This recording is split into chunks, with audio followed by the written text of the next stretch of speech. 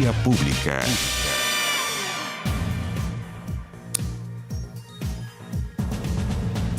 ¿Cómo están ustedes? Muy buenas noches, bienvenidos a Vía Pública.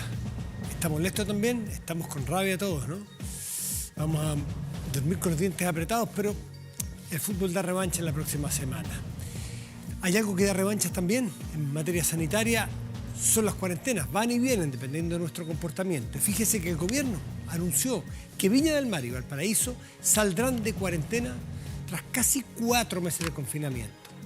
Ve usted lo que es eso. La medida rige a partir del martes 13 de octubre a las 5 de la mañana. Ojo con estas fechas, es importante. La medida para avanzar rige desde el martes 13, después del fin de semana, a las 5 de la mañana. También avanzan en la etapa de transición las comunas de Maullín, en la región de los lagos, Lonquimay, en la Araucanía, Hualqui, en el Biobío, además de Licantén y San Clemente, en la región del Maule. Ese mismo día avanza la comuna de Quillota a la etapa de preparación. En cuarentena quedan las comunas de Fresia y Los Muermos, esto en la región de los lagos. Retroceden a la fase de transición, debiendo permanecer entonces en cuarentena durante el fin de semana, eso es transición, fase 2, las comunas de Collipulli y Pucón en la Araucanía y Cañete en el Biobío. Todas las comunas que retroceden en el plan paso a paso cambiarán de fase este sábado 10 de octubre a las 5 de la mañana. Es decir, los que mejoran, los que se liberan un poco, los que avanzan el 13, los que retroceden el 10. ¿Por qué? Porque es urgente hacerlo rápido, mientras antes, mejor. Esa es la razón. Vamos a la mesa y conversamos de otros temas que tenemos en la pauta de hoy. ¿Escuchó hablar usted del caso de las frambuesas? A lo mejor, pero a lo mejor no le prestó atención, porque dice usted, son exportaciones de frambuesa. Para contárselo en simple, son o es un fraude de una empresa que está radicada en Chile, 2016, 2018, que compra frambuesas congeladas en China, las trae a Chile, las reetiqueta, le pone producto orgánico chileno, siendo que venían de China congeladas, y las exporta, entre otros países, a Canadá, por ejemplo. ¿Por qué hace esto? Básicamente porque Chile tiene un buen nombre, Chile tiene un prestigio, porque Chile tiene algunas ventajas por acuerdos comerciales con Canadá, entonces esa frambuesa pagaba menos impuestos al ir a Canadá. Pero resulta que esto es un fraude que además puede tener o tuvo efectos aparentemente de salud para los canadienses y puede tener efectos para nosotros como imagen país. En fin, esto ocurrió hasta el 2018. Vamos a conversar con Ronald Baum, que es presidente de la Asociación de Exportadores de Chile, ASOEX. Ronald, buenas noches y gracias por recibirnos. ¿Qué tal, Matías? Buenas noches. Gracias por la invitación. Yo lo expliqué muy en simple, a prueba básica de los que no somos expertos, pero debe tener mucha más implicancia y esto puede ser grave hasta dónde puede llegar. A ver si nos cuenta desde el origen cómo parte esto con más profundidad de lo que yo narré. Sí, yo creo que hay que hacer algunas aclaraciones respecto de lo que se ha manifestado, incluso algo que tú manifestaste respecto del efecto que tuvo en Canadá. La verdad es que aquí hubo una mala intención, un hecho no fortuito, sino que absolutamente dirigido a crear un problema, en el sentido de que aprovechándose de que existe un sistema de autorregulación, en el sentido de que es una suerte de autocertificación, un individuo compró e internó a Chile fruta china, frambuesas congeladas específicamente. Perdón, Ronald, ese individuo es un chileno. Así es. Es un chileno que hizo esto, no fueron los chinos. El chileno trajo desde China. No. Correcto, un chileno, ya una empresa chilena, Fruti di Bosco o algo así por el estilo, que compra, entra frambuesas chinas, las de alguna manera las envuelve, las junta con fruta chilena, ya la manda a procesar a una instancia diferente, digamos, a un procesador que está prestando un determinado servicio y posteriormente la exporta como fruta chilena. para evitar así, evidentemente, problemas del punto de vista fundamentalmente de pago de aranceles, etcétera, etcétera, utilizando también el prestigio que tiene la fruta chilena, especialmente en Canadá y otros países. Bueno, pero eso, la parte importante de acá, que hay dos cosas que hay que aclarar. Una, el efecto que tú manifiestas en relación a problemas de salud no fueron provocados por ese embarque. Ese embarque, la noción que nosotros tenemos, no tuvo nada que ver con lo que sucedió con fruta china importada por Canadá y que creó algunos problemas de enfermedades en los canadienses. Claro. Ya. Bueno, ahora, ¿qué es lo que es importante acá? El sistema funcionó desde el punto de vista del control que se ejerció en ese momento. Hubo una duda por parte de la planta procesadora en relación a antecedentes que había, la fruta ya se había exportado, pero empezaron a haber algunos antecedentes y eso fue denunciado. Y la fuerza pública, con esos antecedentes, cumplió su misión de realizar la investigación correspondiente, se detuvo a la persona y tuvo que pagar lo que corresponde desde el punto de vista de la justicia. Desde ese punto de vista funcionó. Ahora, si uno piensa de que este es ojalá no exista ninguno, pero lamentablemente somos seres humanos, hay muchos o algunos que desean aprovecharse de ciertas situaciones. Esta es una situación especial desde el punto de vista que es una suerte de... Chile ha logrado tal confianza en el mundo en general, que aquí había una autocertificación autorizada por los canadienses para la fruta en esas condiciones, y lamentablemente se aprovecharon de esa circunstancia. Eso es lo malo. Lo bueno es que se pudo corregir la situación, corregir desde el punto de vista de que se evitó que siguiera sucediendo en primer lugar, y también se sancionó como corresponde. ¿Ya? Nosotros Chile no está involucrado, al contrario. Yo creo que la confianza que tiene el consumidor, la confianza que tienen todos los que son operadores en el mundo respecto de la fruta chilena y de sus exportadores es absolutamente positiva. Sí, o sea, esto es algo que sucedió lamentablemente, pero no es algo que nos debería preocupar del punto de vista que está sucediendo constantemente. No, pero esto es chilenos haciendo fraudes en Chile, aprovechando la condición y el prestigio que tiene la exportación de fruta chilena, pero esto es un fraude chileno. Es con fruta china que puede haber sido fruta de otro país, pero estos son chilenos en Chile que se aprovechan y hacen este fraude. Así lo dije. Claro, sí. Esto es así. Ahora, ¿cuánto afecta? Porque lo que dice Ronald es que Chile se gana después de un tiempo el prestigio de autocontrolarse. Sabemos que esto facilita las cosas, probablemente hace más rápida la exportación, hace más rápido el flujo de las mercancías de un país a otro. Dice, mire, ustedes la verdad son confiables, pónganse ustedes su propio timbre, revísenlo, ustedes confiamos en ustedes. Si vienen con ese timbre, aquí llegan y entran. Algún vivo, algún fresco, dice, yo voy a hacerla y voy a meterle otra cosa porque voy con el timbre de autocontrol. ¿Cuánto afecta a que la autoridad canadiense nos diga, mire, lo sentimos, por un fresco pagan todos? Y ese autocontrol queda suspendido, por ejemplo. ¿Hemos sabido algo de eso como chilenos? A ver, cuando se realizan este tipo de acuerdos siempre también hay la noción de que algo va a suceder, ¿ya? Porque esto no sucede solamente con Chile, sucede con todos los países del mundo y se realizan estos acuerdos de autocertificación considerando obviamente que pueden ocurrir problemas.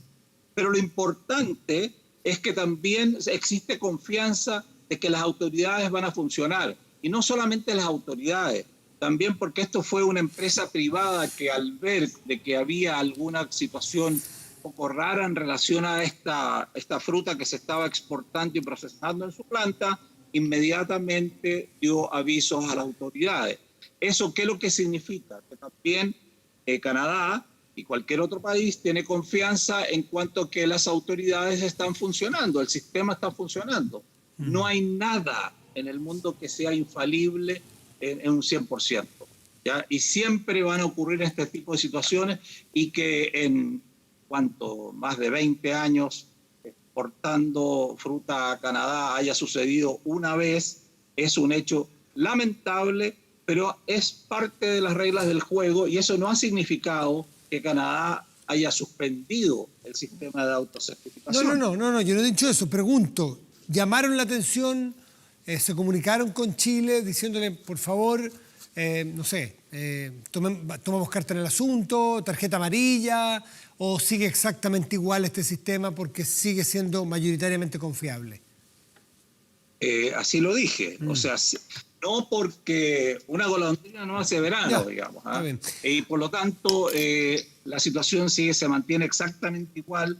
Nosotros no sabemos exactamente qué es lo que ha sucedido desde el punto de vista, si ha habido un llamado de atención, algo así por el estilo. Seguramente hay una suerte una suerte de tarjeta amarilla, oiga, preocúpese del asunto, pero además hay una comprobación de que el sistema funcionó desde el punto de vista que se detectó. Ahora bien, no se detectó con el suficiente tiempo como para evitar la exportación. Claro, y eso tenemos que mejorarlo. Y yo diría que fundamentalmente aquí hay un tema de personas. O sea, los chilenos tenemos que preocuparnos de defender lo que tenemos, defender nuestro prestigio y no cometer abusos que van más allá de lo que un país merece.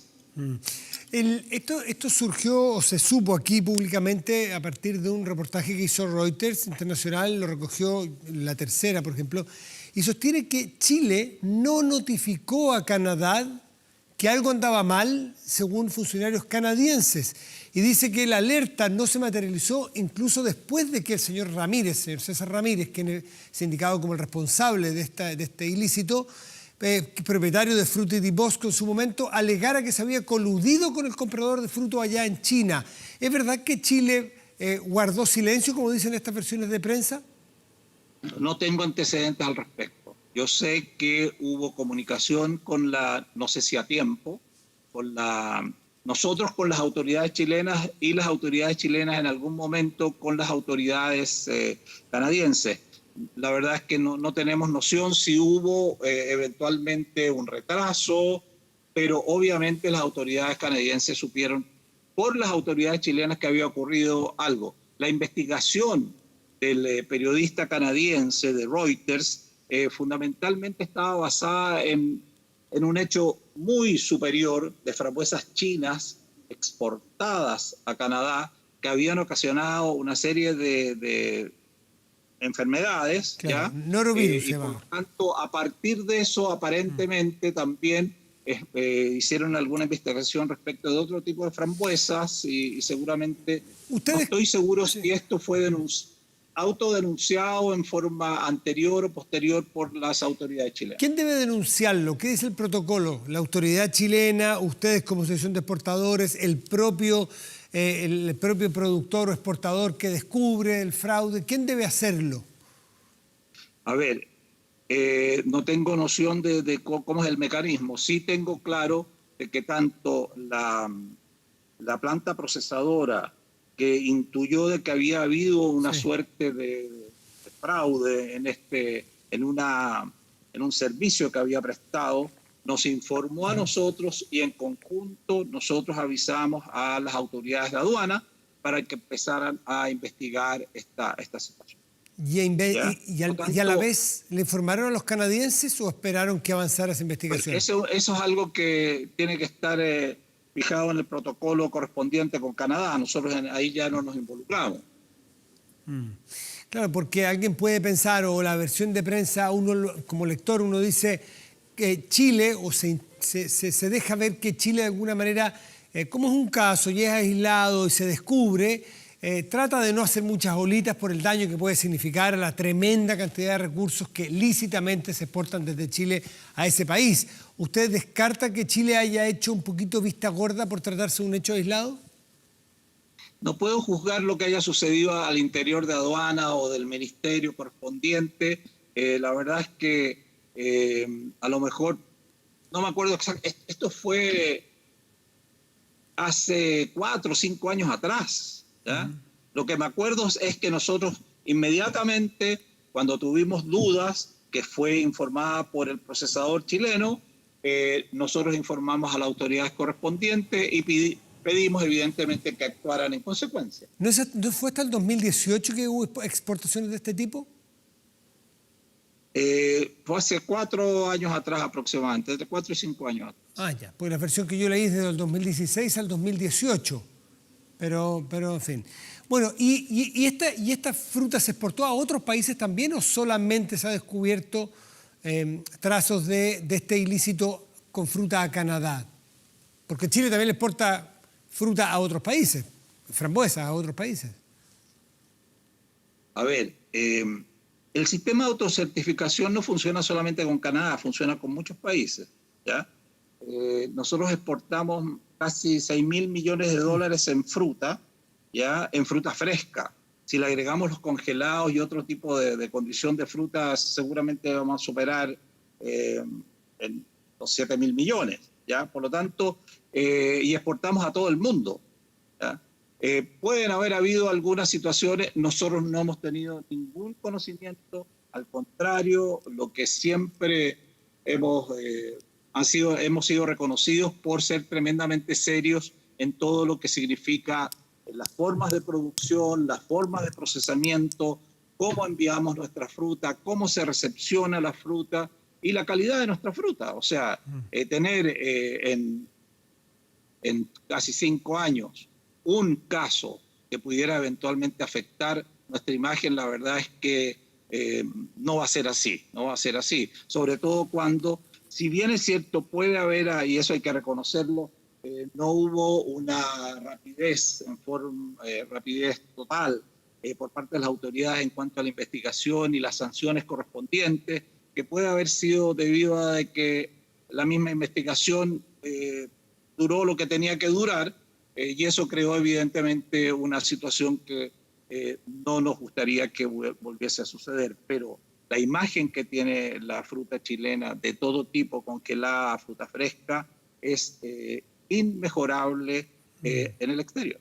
¿Y se aprovecharon de revisar los procesos para que no vuelva? Bueno, siempre un fresco puede hacer trampa, eso es en todo ámbito, en todo orden de cosas, pero Chile ¿cambió en algo sus protocolos internos para que no vuelva a pasar o al menos minimizar los riesgos de que esto pase nuevamente? Nosotros suponemos que sí, porque obviamente, todo esto es recíproco desde el punto de vista de que beneficios que nosotros entregamos también son devueltos en cierta medida también por parte de los otros países. Por lo tanto, nos interesa también de que esto no perjudique una relación comercial de ida y vuelta que tiene que mantenerse en el tiempo. Por lo tanto, obviamente, cuando hay un llamado de atención, se siguen los protocolos correspondientes, las soluciones correspondientes para evitar su recurrencia y, por lo tanto, obviamente, hoy suponemos que deben haber mayores controles que antes. Ronald Baum, presidente de la Asociación de Exportadores de Fruta de Chile, muchísimas gracias por esta conversación aquí en Vía Pública. Que estén muy bien. Gracias a ustedes por el interés. Chao, buenas noches. Buenas noches. ¿Y sabías que un corredor de propiedades puede ganar hasta un 4% por la venta de una propiedad? Bueno, tú puedes ser corredor de propiedades. Visita colegioinmobiliario.cl o llama al 23 21 00084. Ahora con código CENSE. Hacemos una pausa y volvemos en Vía Pública.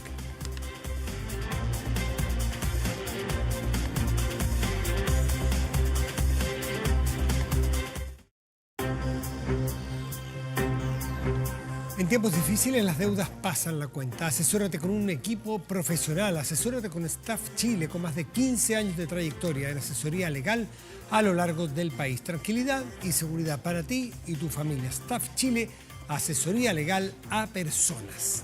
Usted habrá visto el otro día con el diario El Mercurio, con el Mercurio, casi seguro, circuló un fascículo de la Constitución actual vigente chilena, que era un estudio súper interesante porque era multicolor. Tenía el origen de párrafo por párrafo el origen, desde cuándo estaba en nuestra Constitución algunos los artículos. Hay algunos que están desde hace muchos años, es decir, que se han repetido en distintas constituciones, hay otros que son en las últimas reformas, y eso entonces revelaba la trazabilidad del contenido constitucional de Chile. ¿Y esto por qué?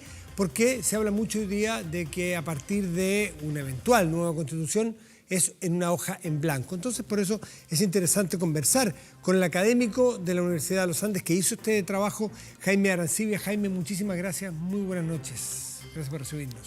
Muchas gracias, Matías. Muy buenas noches. ¿Qué tal? Yo lo estuve leyendo con mucho interés porque uno se iba fijando con los colores, de a dónde venía, y volvía atrás y decía, uy, este viene de la Constitución del 25, el mismo texto. Que las constituciones tienen cosas que son obvias y que van a estar siempre. No sé, Chile es un país donde las personas son libres, donde se respetan, en fin, los derechos fundamentales. ¿Por qué se habla de una hoja en blanco si sabemos que va a haber muchas cosas que van a seguir viniendo desde el 33 probablemente, 1833, desde esas constituciones, y pasan en muchos países? Sí, la verdad es que pienso que la expresión hoja en blanco surge del hecho de ganar la opción apruebo, los constituyentes, los convencionales, se van a sentar a redactar una constitución efectivamente desde cero. Y en ese sentido, la hoja va a estar en blanco. Ahora, ¿cómo se llena esa hoja en blanco? Tiene mucho sentido el hecho de que la Constitución vigente tiene artículos que han pasado por gobiernos de distinto cuño, por distintas generaciones de chilenos y de algún modo se han ido validando. Existe una tradición constitucional que a la hora de llenar esa hoja en blanco tiene algo que decir. Sea quien sea que lo haga, vamos a poner un extremo, un extremo ridículo para forzar el ejemplo, un extremo de izquierdo o extremo derecho, incluso hay algunos elementos que van a estar siempre, indiscutiblemente, ¿no es cierto?, para descartar eso. ¿Sí es así? A ver, evidente. Así es, pero no solo eso, porque uno podría decir, toda constitución en el mundo, por el hecho de ser constitución, constituye, y de ahí viene su nombre, la organización principal del poder. Y por lo tanto es muy difícil concebir una constitución que no tenga un poder ejecutivo, legislativo, judicial, claro, un catálogo de derechos, claro, y algunas normas de pesos y contrapesos. Eso lo tienen todas las constituciones del mundo por el solo hecho de ser constitución. Ahora, cuando hablamos de la tradición constitucional chilena, no solamente va al hecho de tener esos contenidos mínimos, sino que además existe una herencia centenaria de un cierto aterrizaje de esos conceptos, que en el caso nuestro viene por el hecho, a la hora de hablar de normas centenarias, viene por el hecho de pensar que somos un Estado, en primer lugar, una república, un Estado, una forma estatal unitaria, un régimen democrático, con separación de poderes, y luego hay otros elementos que son más propios de nuestra idiosincrasia y que también han logrado permanecer a lo largo del tiempo. Algunos de esos son derechos fundamentales tan importantes como el debido proceso. Claro, bueno, no nos imaginamos una constitución que diga que no se respetará el debido proceso en Chile, o no va a haber una justicia independiente, ¿no? Sería absurdo. Hay otro elemento, Jaime, perdón, ¿querías aportar algo? ¿Eso no es tan evidente? Sí, lo que pasa es que cuando me refiero al tema del debido proceso, efectivamente no es simplemente el debido proceso sino que la forma castiza de decirlo, y me estoy refiriendo a una de las disposiciones más antiguas de la Constitución, como el artículo 19, número 3, inciso 6, hoy en día, que dice que nadie podrá ser juzgado por comisiones especiales, sino que por los tribunales establecidos por ley, es uno de los elementos del debido proceso, pero que normalmente ha estado en juego en la historia republicana nuestra y en la de otros países, porque en algunos casos se produce que el juzgamiento de situaciones que tendría que estar en manos de los jueces no necesariamente termina en manos de los jueces, sino que, por ejemplo, termina en manos del Poder Ejecutivo. Circunstancia que cada vez se ha ido reduciendo, y me parece que es gracias a esa norma que ya viene incluso antes de la Constitución de 1828. Jaime Arancibia, hay otro elemento que lo debe haber planteado al principio, que hay otros que dicen también que no resulta del todo cierto esto de la hoja en blanco, porque, por ejemplo, el respeto a las convenciones o a los acuerdos que Chile ha tomado con otros países van a estar, y Chile tiene que respetar esos acuerdos. Sería también absurdo que Chile no los respetara, sería apartarse de la comunidad internacional. Estoy muy de acuerdo con esa afirmación. efectivamente uno puede ir identificando qué elementos constitucionales valiosos nos han ido legando o heredando los distintos siglos. Y yo diría que uno de los aportes del constituyente del siglo XXI, me refiero a las normas introducidas con posterioridad al regreso a la democracia, desde ya el reconocimiento en el artículo 5º, inciso 2 de los tratados internacionales, y posteriormente en las normas que regulan íntegramente el respeto de los tratados internacionales. Uno de los elementos valiosos de ese constituyente es haber insertado a Chile en una sociedad internacional, claro, en la que tiene que ser naturalmente respetuosa de los tratados internacionales, procurando de alguna manera equilibrar ese respeto irrestricto a los tratados con elementos propios de nuestra idiosincrasia, equilibrio que a mí parece que hasta el día de hoy Chile ha sabido manejarlo muy bien. ¿Puede darse, según el acuerdo que se firmó el año pasado, que da inicio a este proceso constituyente, que va a tener un hito relevante ahora el 25 de octubre, cabe la posibilidad de que vaya preacordado los básicos, los mínimos comunes, porque sabemos que este acuerdo tiene 9 meses o, en su defecto, 12 meses, ¿no? Pero 9 en principio, 9 meses como plazo para tener una constitución. Entonces hay que partir desde el día 1 con mucha rapidez porque hay muchos temas que discutir. Entonces sería posible, no sé cómo sería visto, no sé si es legal, que hubiese comisiones previas de los partidos, por ejemplo, que llevasen un documento preacordado y que el minuto 1 dijeran: este es el documento de los mínimos que estamos todos de acuerdo ya, lo firmamos, sí, es el primer artículo que por 2/3 se tiene que votar. ¿Será posible hacer eso o no? ¿O vamos a entrar a discutir artículo por artículo? Bueno, una de las ideas que yo tengo es que como tenemos y eso es lo que demuestra el estudio, que de alguna manera este estudio lo que quiso romper fue la lógica del apruebo y del rechazo en la que estábamos inmersos. Una de las ideas que yo tengo es que es muy difícil, siendo esta constitución bicentenaria, o sea, es una constitución que ha sido escrita por distintas generaciones de chilenos de distintas tendencias, es muy difícil en 9 meses lograr una constitución de muy buena factura, equiparable a la que ha sido construida durante 200 años.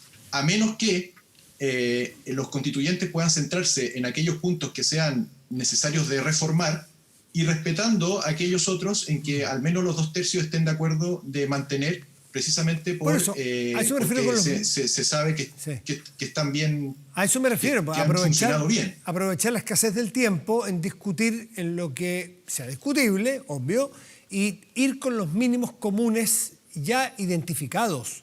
Nos va a permitir ganar mucho tiempo para poder ser productivos en el tiempo disponible para discutir lo que realmente los distintos constituyentes van a pensar distinto. Sabemos que son, no sé, derechos de agua, eventualmente cosas que son bien poco discutibles, pero eventualmente alguien los puede querer discutir. Bancos centrales, su autonomía, temas que han estado en la polémica, ¿no es cierto? Pero hay otros que son indiscutibles. Llevarlos bien identificados para el día 1 ser check. Ya, esto estamos todos de acuerdo. Vamos a lo otro. ¿Ese es un poco el estudio que quisiste hacer?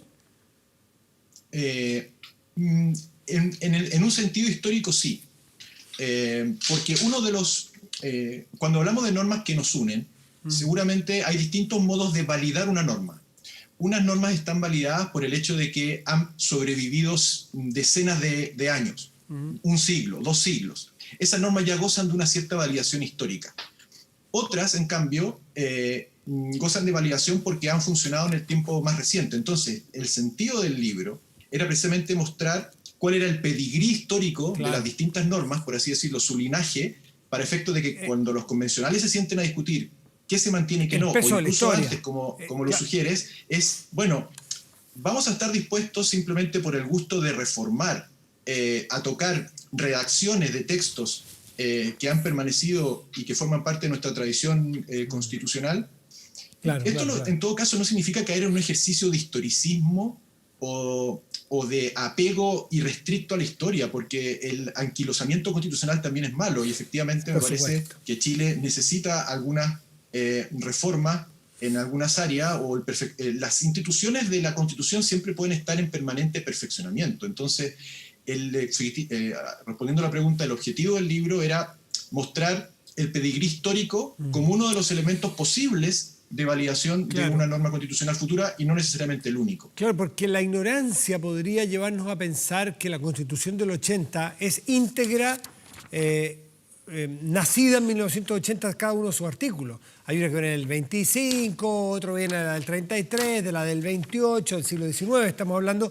Y hay un porcentaje importante que viene, y no porque venga desde el origen, va a ser buena, se puede discutir, pero no, los constituyentes no son siempre tan innovadores que parten poniéndole hasta el número de las páginas nuevo. No, hay muchas cosas que son comunes, históricas y propias de nuestra cultura.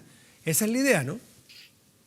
Esa es la idea. Yo creo que hemos cometido, a ver, es difícil juzgar, pero me parece que uno de los errores que hemos cometido como país es ir denominando a las constituciones con años o con apellidos. Porque es cierto, formalmente claro, se demora, modifica un texto anterior y se dicta uno nuevo, pero eso de un punto de vista estrictamente formal. Cuando uno mira la materialidad de la Constitución, su sustrato, y en ese sentido quizá estoy adoptando un enfoque más, si se quiere, anglosajón o inglés, tal vez por deformación profesional, porque me correspondió estudiar allá, el propio uno se da cuenta uso, que el con propio independencia uso del recipiente, claro, el propio uso va construyendo la Constitución, ¿no? El propio uso va construyendo claro, constituciones. Efectivamente, muchas de las disposiciones, más allá de que formalmente hayan sido nuevamente recogidas en el texto de 1980, vienen con la misma redacción, Matías, desde el siglo XIX o desde el comienzo del siglo XX. Claro. Entonces uno se da cuenta que sí, puede que formalmente hubo una promulgación, una publicación, pero cuando miramos el sustrato de la norma, y no solo el sustrato, su redacción, uno dice, caramba, qué respetuoso que han sido estos constituyentes de las manos anteriores, sin perjuicio que también han ido introduciendo reformas, y gran parte de las reformas, yo diría, de la Constitución del 80, muchas de ellas, por entenderse democráticamente que eran ajenas a la cultura constitucional chilena, han ido quedando sin efecto, o se han ido derogando o cambiando. Claro, es un continuo. En realidad tiene razón, que se llama la Constitución del 28, del 33, del 25, del 80, es un formalismo, porque la propia del 80 también es del 2005, y también es del propio, bueno, del 89 también, la del 80 tiene gran cantidad de reformas plebiscitadas popularmente el 89, después esta misma Constitución tiene del 2005, pero es un continuo, eso es muy importante, pero separar lo tradicional de lo innovador de cada sector y lo que se identifique nos va a permitir ser mucho menos caricaturesco al momento de discutir las normas, ¿no? Y mucho menos dogmático, mucho menos pues, ideologizado o polarizado, que es lo que de alguna manera estamos viviendo ahora. Así es. Piensa, Matías, que lo que ocurre con las constituciones no ocurre con el resto de las leyes. Eso es algo también curioso, porque claro, uno nos habla del Código Civil del 57, más la reforma del Código Civil del 75, el Código Civil, y sin embargo se trata de un cuerpo normativo también centenario que ha tenido múltiples reformas, pero a nadie se le ocurriría calificar un nuevo código simplemente porque ha sido reformado o incluso sustancialmente. Solo ocurre con las constituciones, y eso en parte impide ver la riqueza histórica de las normas que han sido parte Jaime, de este continuo. Es que quizás lo que estás enseñándonos tú en este momento, me surge la idea, tiene mucho que ver quizás con la ambición de los políticos que en su momento les toca hacer hitos. Entonces, Alessandri Palma en su momento con la Constitución del 25, que entiendo entró en vigencia con rigor recién el 32, pero en fin, porque tuvo dificultades. La del 80, la ambición de Augusto Pinochet de querer hacer la Constitución, una cosa un poquito ambiciosa de políticos del momento, pero la verdad que casi como que hacen pirateo, estoy hablando bien en vulgar, de la tradición histórica constitucional de atrás. Pero si los políticos no hicieran esto, sino que dijeran con menos ambición y menos populismo en su momento, decir, voy a hacer la gran constitución para que el país me haga un busto, me haga un reconocimiento, voy a hacer una reforma a la última que se hizo. ¿Así debiera ser? Así debería ser, estoy totalmente de acuerdo. Insisto en que el error histórico que hemos tenido como país, y posiblemente se debe a la vanidad de los gobernantes, es asignarle a nuestras reformas constitucionales, no a nuestras constituciones, a nuestras reformas constitucionales, porque a la vista del texto lo que ha habido es una constitución primera, estructural, de suelo rocoso, sobre la cual se han ido construyendo elementos o perfeccionando elementos a lo largo del tiempo, ponerle cada vez que se hace una reforma o un año o el nombre del gobernante que la promulga. Porque eso anima a egos posteriores a seguir poniendo su sello en la Constitución, en circunstancias que la Constitución, y me parece que el nombre es correcto, no es ni la Constitución ni del 25, ni del 80, ni del 33, ni la del 2005, es la Constitución Política de la República de Chile, centenaria como la conocemos, sin perjuicio de que pueda seguir reformándose, y eso es lo que uno esperaría que sea considerado por los convencionales. Y esto esto que acabas de descubrir, o que nos acabas de explicar, ¿es propio de Chile o en todas partes del mundo ocurre que la ambición de los políticos de querer refundar su propia constitución y legarle al país o a la historia para que se estudie de manera vanidosa su constitución, que se alimenta, vuelvo a decirlo, de las constituciones que lo preceden? Yo diría que es un problema en el genérico de una cultura más latino-continental jurídica que de una cultura anglosajona. Ya. Y dentro de lo latino-continental yo diría que es un problema particularmente sudamericano. Piensa tú que hay un estudio muy interesante, el de Economist del año 2014, que demostró que entre 1870 y el año 2000, Europa, en un número de 20 países, dictó 50 constituciones, entre constituciones nuevas y reformas. En ese mismo periodo, el mismo número de países, entre 1870 y el año 2000, dictó 200 constituciones. Ese es Sudamérica. Uno, por ejemplo, mira los países de la OECD, en ese caso el barrio es un poco más exclusivo, se podría decir, pero si uno revisa el ranking de antigüedad de las constituciones de la OECD, Chile está más o menos al medio y solo superado por en constituciones más nuevas, en general, por las repúblicas que surgieron a raíz de la disolución de la Unión Soviética.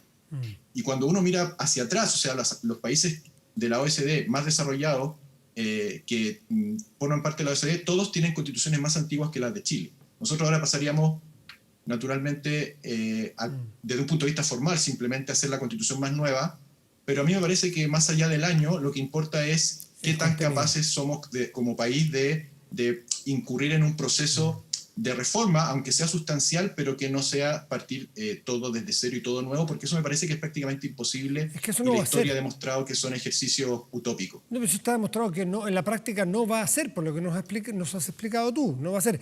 Y esto es importante para ir bajando expectativas de que va a haber un porcentaje, y probablemente muy alto, del contenido de una eventual nueva constitución que sea igual a la del 80, igual a la del 25, disculpe que caigamos en el error de mencionarla con años, y que la del 33, y que la del 28 y la que fuere. Porque si alguien cree que va a ser completamente nueva y prácticamente va a ser un acto que nos avergüence el que haya parecidos entre una y otro, el que no lo sabe desde ahora, que se vaya enterando, porque si no va a haber, alguien se va a sentir defraudado. Efectivamente. La Constitución del 33 fue una reforma de la del 28, y así se dijo expresamente. La del 25 fue una reforma de la del 33. La primera Constitución en no calificarse de reforma a la anterior fue efectivamente la de 1980, y de esa omisión es de la que algunos se han valido para decir que esta fue una constitución refundacional y nueva. Pero la verdad es que a la vista del estudio uno se da cuenta que, sin perjuicio de que los autores de esa constitución quisieron de alguna manera asumir un ánimo refundacional, en el fondo y en la materialidad de las cosas no lo fue, porque heredó un gran porcentaje de las constituciones anteriores. Y me parece que había un pensador inglés, Matías, que decía que él medía la seriedad de los países por la antigüedad de sus constituciones. Entonces, a mí me parece que desde ese punto de vista Chile tiene que enorgullecerse de tener una constitución política robusta, con su estructura robusta, que ha permanecido prácticamente incólume desde 1833, sin perjuicio de las reformas que solamente ha con tenido. el ánimo periodístico. Yo sé que no es muy de abogado ni muy constitucionalista. Si vamos hacia atrás, la Constitución, la última que tenemos, del 80, ¿qué porcentaje? Bien en grueso, si quieres tomas el ejercicio o no, porque es más bien periodístico, gráfico. ¿Qué porcentaje tiene del 25? En grueso, bien en grueso. 3/4. Yo diría que no, muy poco, ¿sabes? Porque una de las cosas que yo descubrí, me cuesta hablar de la Constitución del 80 porque en sí misma no la tengo estudiada. Podría hablar de la Constitución actual, cuánto hereda. Pero lo que sí tengo que decir es que también descubrí algo que me pareció muy interesante, porque todos creemos que el grueso del aporte de la Constitución del 80 viene de 1925, y eso es un error. La Constitución de 1925 es la que menos aporta a la Constitución actual y a la Constitución de 1980, porque todo aquello que se piensa que aporta la Constitución del 25 a la 1980 no viene de 1925, sino que viene de 1833. La del 25. Es cierto, hay algunos elementos como la Contraloría General de la República, la expropiación o estatización del cobre, el Tribunal Constitucional, algunos derechos fundamentales, pero el grueso viene de la Constitución del 33. Solo que uno, como la volvió a leer en la Constitución del 25, dice, bueno, esto viene de la Constitución del 25, pero es la que menos aporta a la Constitución vigente. Está buenísimo el dato. Ya pues, Jaime Arancibia, te agradecemos mucho esta clase práctica para ir aterrizando casos, datos, frente al desafío que tiene Chile en los próximos meses en materia constitucional de debatir con calma, con conocimiento de lo que ustedes los expertos nos dan, generar expectativas medidas y sobre todo poner la pelota al piso, en un día donde los ejemplos del fútbol en realidad solamente nos dan muchísima rabia. Jaime, que tengan muy buenas noches. Sí, ha sido la pena del día. Chao, que estés muy bien. Muy bien. bien. Muchas gracias, Matías. Chao a ti. Hacemos una pausa y ya volvemos, espérenos.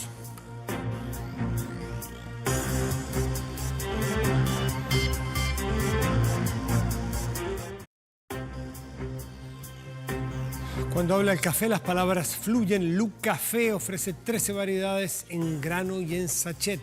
Preocupados además del medio ambiente, sus cápsulas son 100% reciclables a diferencia de las cápsulas plásticas o metálicas. En pocas palabras, Lu Café, simplemente un excelente café. Lu Café, simplemente un café de origen. Lu Café, viví la vida. Vamos a la pantalla grande, revisamos nuestro portal de noticias 24horas.cl. ¿Me va a creer que estaba leyendo la prensa uruguaya y había alguna que decía que el penal que no les cobraron, la mano estaba pegada al cuerpo? Parece que transmitieron otro partido. Eso habla de que cuando nosotros nos pasan, no tenemos que ser fanáticos ni chauvinistas, sino que lo que es penal. Quedé pegado con el tema, como no lo pude ver. Bueno, clase media, Abbott designa a fiscal de Los Ángeles para investigar posible fraude en su obtención. Ojo aquí, revise, 24horas.cl. Pausa y volvemos. Espérenos un momentito y estamos en Vía Pública.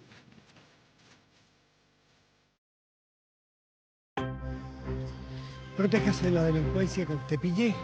Vigilancia en tiempo real de cámaras de seguridad con audio disuasivo para su empresa. Alarmas Tepillé con cámaras conectadas a su smartphone y botón de emergencia móvil para su hogar. No sea usted la próxima víctima y contrátelos en tepillé.cl. En la pantalla grande vamos a ver qué indica el termómetro en este momento en la región metropolitana. ¿Cómo está el cielo? Bueno, el termómetro está marcando más o menos 12,3 grados. Está con nubosidad parcial el cielo. Pero para mañana y pasado, mañana es viernes, el sábado, despejado ambos días con máximas probables muy similares, 28 y 29 grados. Revisamos otras dos regiones del país, ¿qué le parece? Linares, región del Maule. Tendrá cielo despejado mañana y una máxima probable de 26 grados. En Illapel, región de Coquimbo, estaba despejado y una máxima probable de 28 grados. Bruno Mars, es que no se escucha, cumple hoy 25 años.